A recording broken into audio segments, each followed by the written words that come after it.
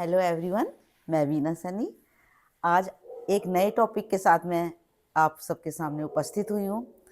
मेरा आज का टॉपिक है कि बच्चे के विकास के लिए माँ कितना जिम्मेदार है।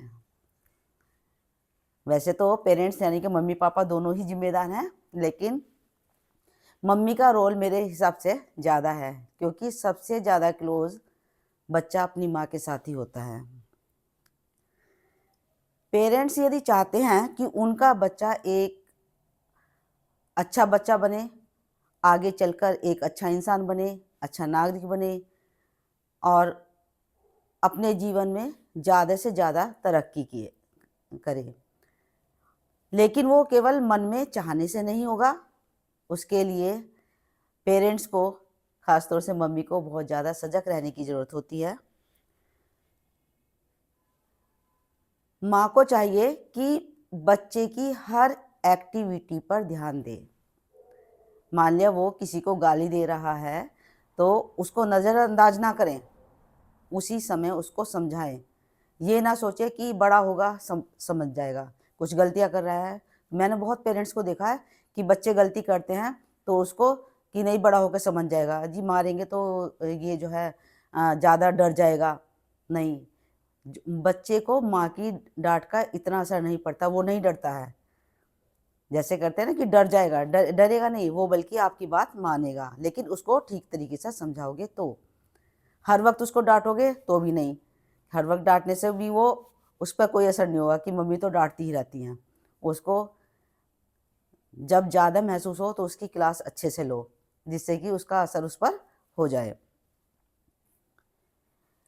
अभी मैंने कहा कि माँ को बच्चे की हर एक एक्टिविटी पर ध्यान देना चाहिए। अब एक्टिविटी पर ध्यान देने से हमें क्या फ़ायदा होगा? मेरे हिसाब से तो 2 फ़ायदे होंगे। जैसे एक तो वो बच्चा आपकी नॉलेज में रहेगा कि वह सही दिशा में चल रहा है या गलत दिशा में चल रहा है। देखिए, माँ ना बहुत बार ये कह देती कि हमें तो पता ही नहीं चलता है बच्चा क्या कर रहा है। नहीं, बच्चे की हर हरकत जो है माँ की आंखों के सामने से होकर गुजरती है। यदि वो गलत कर रहा है ना, तो स्टार्टिंग में तो छोटी सी गलती होती है, लेकिन धीरे धीरे वो बड़ी गलती हो जाती है। और जब छोटी गलती पे उसे नहीं कुछ कहेंगे तो बड़ी गलती पर तो आप उसको कुछ कह ही नहीं पाएंगे, क्योंकि वो आपके जो सर्कल है ना उससे बाहर निकल गई होती है वो बात।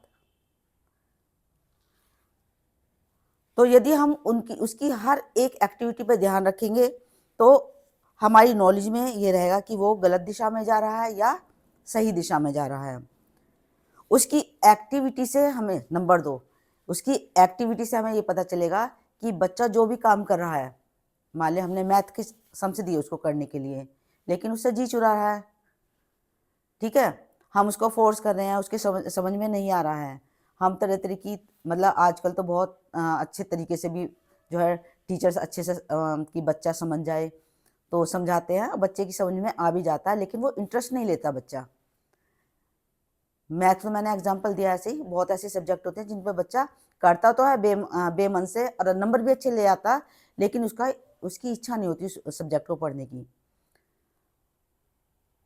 और एक मतलब खाली बैठा हुआ है वो, मतलब जो काम दिया वो भी अच्छे से कर रहा है, लेकिन साथ में ही पीछे कोई पिक्चर बना रहा है बुक के अंदर, ठीक है, या फिर बैठा बैठा टेढ़े मेढ़े मुंह बना रहा है। टेढ़े मेढ़े मुंह का मतलब है कि मिमिक्री कर रहा है या कुछ ऐसी हरकतें कर रहा है कि माँ सब समझ जाती है कि वो बच्चा किस दिशा में जाने की कोशिश कर रहा है। तो हमें उस पर इतना बर्डन भी नहीं डालो कि नहीं मैथ है तो मैथ बहुत ज़रूरी है, मैथ जो है तेरी पूरी लाइफ का जो है वो एक हिस्सा है। नहीं, जो वो कर रहा है वो भी शायद उसकी लाइफ का हिस्सा है और उसी में शायद वो बहुत कुछ अच्छा कर जाए। तो ये एक्टिविटीज़ पर ध्यान देने का मतलब है कि बच्चे को सही दिशा में ले जाना और गलत दिशा से उसको वापस मोड़ देना। अभी मैंने कहा कि बच्चा सबसे ज़्यादा माँ की क्लोज में होता है और बच्चे को माँ से ज़्यादा कोई जानता भी नहीं है। बच्चा यदि माँ से कई किलोमीटर दूरी पर भी है ना, और बच्चे को ज़रा सी प्रॉब्लम आ गई है, वो दुखी है, तो माँ को अजीब अजीब सी वो होने लगती है हरकतें, कि वो मेरा बच्चा परेशान है, मेरे बच्चे को कुछ चाहिए, मेरे बच्चा है, मतलब लगता है। तो मैं नहीं समझती कि बच्चे की गलत हरकतों को माँ ने कभी देखा ही नहीं। लेकिन क्या है कि देखा तो, समझा भी, जाना भी, लेकिन उसको नज़रअंदाज कर दिया गया। बच्चे की हर अच्छी और बुरी हरकतें जो है माँ की आंखों के सामने से होकर गुजरती हैं। अब हम कितने सजग रह सकते हैं, ये हमारे ऊपर डिपेंड करता है, पेरेंट्स के ऊपर डिपेंड करता है, मम्मी के ऊपर डिपेंड करता है।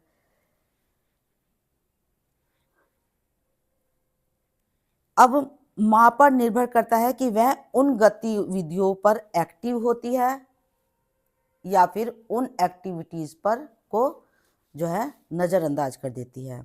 अब यदि एक्टिव होती है तो उसका रिजल्ट क्या होता है कि मैं एक छोटा सा एग्जांपल दूंगी कि एक चित्रकार क्या, मूर्तिकार को पहचाने कि मिट्टी कैसी होनी चाहिए। वो अच्छी सी मिट्टी लाता है, और यदि रफ मिट्टी भी आएगी तो उसको अपने हाथों से मसल कर, छान कर उसको बहुत अच्छे तरीके से मतलब मिट्टी तैयार कर लेता है मूर्ति बनाने के लिए, यदि अच्छा मूर्तिकार है तो। और उसके बाद मिट्टी ही अच्छी तैयार नहीं करता, बल्कि उस मूर्ति को आकार देने के लिए उसका साँचा भी अच्छा ही चुनता है।